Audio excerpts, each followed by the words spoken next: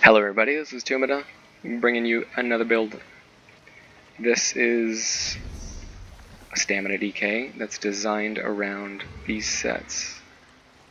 5-piece Armor Master, 5-piece Unleashed Terror, which is just on the front bar, your sword and board bar, and on the back bar you've got the Badashan's Maul. You also have Malakat's Band of Brutality, to do an extra 25% damage at the cost of all your crit. You won't be able to do crits, and that's fine. You're not putting any effort into getting any crit. And 1-piece monster set for physical penetration. That's the key right there. The Badashrans, the Malakats, the Armor Master, and the Unleashed Terror. Those are the key to this set. So when you get those together, you can put them like so. On your front bar, you shielded assault, and you charge something with that. This skill is going to knock that target down. It's going to knock it down. You throw out that noxious breath, which is going to debuff them to all the damage you're about to put on them, and it'll put a dot on them. So that's 2 dots that are running on them. Then you hit the Venomous Claw. The Venomous Claw is another super hard-hitting dot. Let the full duration of that tick, if you can. And also, on the back bar, you've got forward momentum. You got to keep that up so that your Badashan's Maul can get the procs that it needs. Okay. If that rally is up and you're in combat, every stamina ability you hit is going to give you a proc. When you get 5 of those, you've got a super. It's about 12k damage physical attack. A blast comes out. It's a big AOE. And it hits hard. So basically, you charge into something, you hit them with Noxious Breath, you hit them with the Venomous Claw, and then if you don't want to sit, if you're staying on offense, you can swap to the two-hander bar and put out a couple of these. I don't know if you've used this skill before. Stone Giant is sort of a new addition to the DK. They changed the skill. It's a different morph of Stone Fist, but that initial hit of the skill is an AoE around you, and then you've got 3 ranged attacks, so you can throw out those 3 balls you saw floating around. Those things each do the same, they all do the same amount of damage, but the 3rd strike, the last ball you throw out, is going to stun your target. Alright? Now that's your only ranged ability here. And then also on the back bar, you've got Channeled Acceleration for resistance, because you're getting damage resistance because it's the channeled version, and the speed lasts longer, and minor force lasts longer. This increases your critical damage. Try to hit that before you go into actually, forget about the critical damage. You're not doing any crit. But the speed is useful. It's totally useful. The other morph only gives you 4 seconds. That's why I have this skill list for the speed. Alright. And Executioner and Flying Leap. These are my executes. I try to use Leap if I can. If I have that, I'll use Leap. Love it. Love Leap. Funnest, one of the most fun, if not the funnest, ultimate in the game. Alright, and Vigor's on my back bar, Green Dragon Blood on my front bar for heals, okay? That's how this works. If I pop a movable, I'm not getting the normal armor buff everyone's getting. I'm getting double. I'm double-sized armor buff. And each piece of heavy armor I've got, which is 5, increases the amount of damage I can block by 5%. I'm blocking an extra 25% damage using the immovable skill. It's 3,000 stamina to cast this, but it's totally worth it. You hit that, and you can just wear your enemy out. It's going to make you immovable. Like, it's literally, you can't move. Look at me. I am snared 90%. I can't move. But if I need to move afterwards, I hit Channeled Acceleration, and I'm off. I'm running. And you can't stop me, because I've got snare removal from forward right there. And see, like, you're fast. You're fast if you need to be, okay? But if you don't need to be fast and you need to be tanky, find something like a tree here and hit that skill. You're not going to be able to line of sight very well because you're so slow, but you can at least do it a little bit, and you'll resist so much damage because of that skill and the amount of resist you'll get from Armor Master. It's crazy. Crazy, crazy. Try to get 2 pieces heavy reinforced, okay, on your bigger pieces, just your chest, at least on your chest, and your helm, or your legs. I did 3 pieces reinforced, everything else is sturdy, even my shield. Sturdy. Sturdy is really, really important.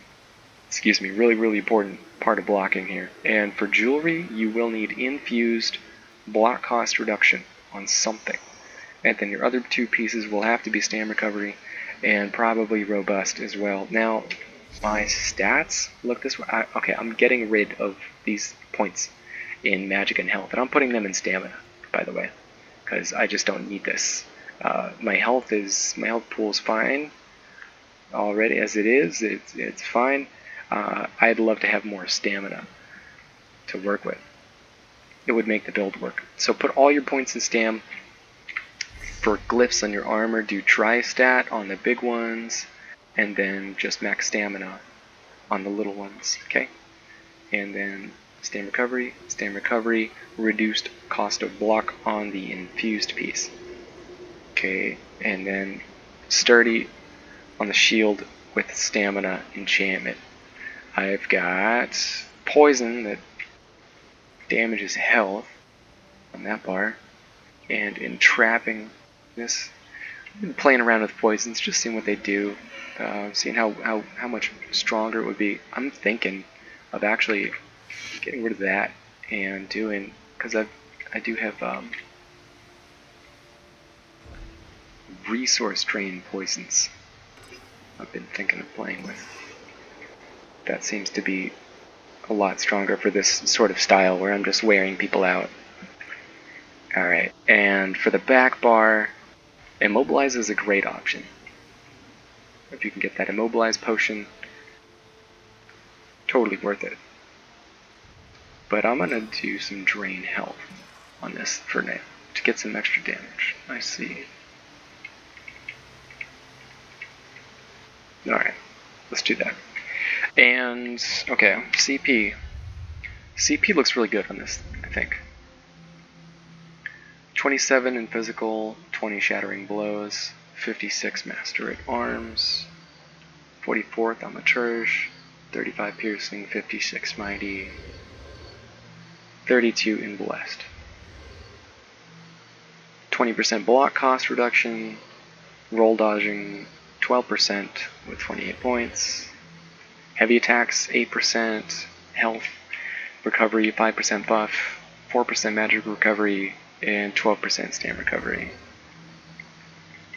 Siphoner. I put points in there. Yes, I put points in there because I'm wearing people's regen out by 6% here and 10%, I believe, from the poisons you just saw me put on. Break free, cost reduction, a little bit of that. Sprinter, 6%, bashing, 6% because I'm blocking a lot. Expert defender, defending from light attacks is a thing. You should put points in here. It's helpful in PvP. Heavy armor focus, basically my extra points I threw in there. Quick recovery, 9% on that. Hardy and elemental defender both got 10%, and 15% dot damage reduction.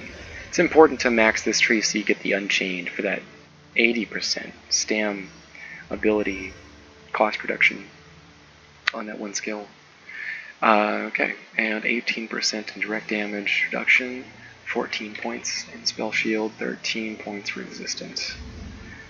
And then that took me right to the mark on that tree to get that extra bit. If you'll notice, yeah, take a look at that. The resilient passive, when you take critical damage, you heal for 333 health. So that, just getting to 75 points in this tree, is a big benefit to not having a lot of crit resist.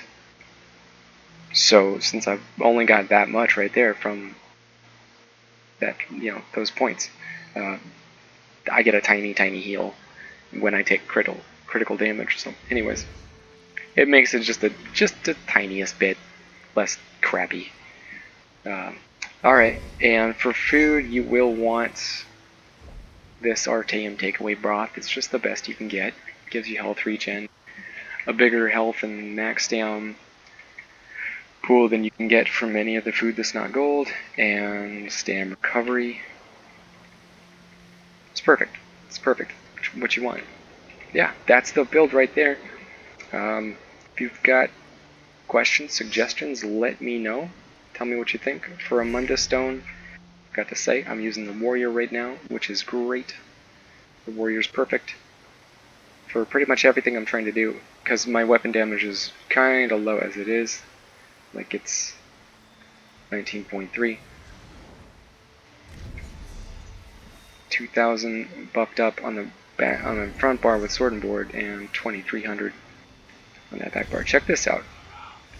Buffed up, 43.8 spell resist, 40k physical resist, which is not over resisting. When I hit that armor buff, it's not over resistant, because think about it, your average DPS, your good DPS tune, he's going to have 13 to 16k penetration, and he's going to cut right through that 40% or 40,000 resist you've got, and you're still left with like 24, 25k resist at that point. That's fantastic. Consider the person who's like just thinking they're good with 32,000 resist, but this guy with 16k penetration comes along, suddenly made the guy look like he's in light armor with 16k resist. That's it. That's why over-resistant really isn't a big deal. Some players out there have 18k penetration. Bombers with 20k. It's out there. It's real. So over-resisting is not a thing, not unless you've got, like, numbers you can't really get, unless if you sacrifice everything to get it. 40k resist is not too much.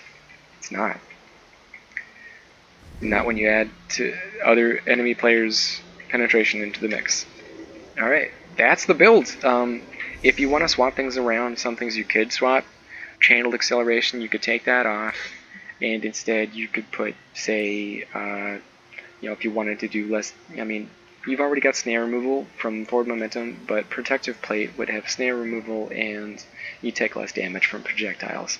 That wouldn't be so bad. You could alternatively put, rapids on the bar. I wouldn't suggest it. It's way too much stam. It's gonna cost you so much stam. I wouldn't do it. Caltrops, again, would be a useful utility skill. However, the snare would be more useful than the debuff, because the enemies already have that same debuff from your noxious breath here. Alright. What else? That's it. I think that setup I've got with channeled acceleration is the best you can get. That's the best thing I could come up with. If you've got a better idea, though, please let me know in the comments below. Thanks, everybody. Enjoy your 2021.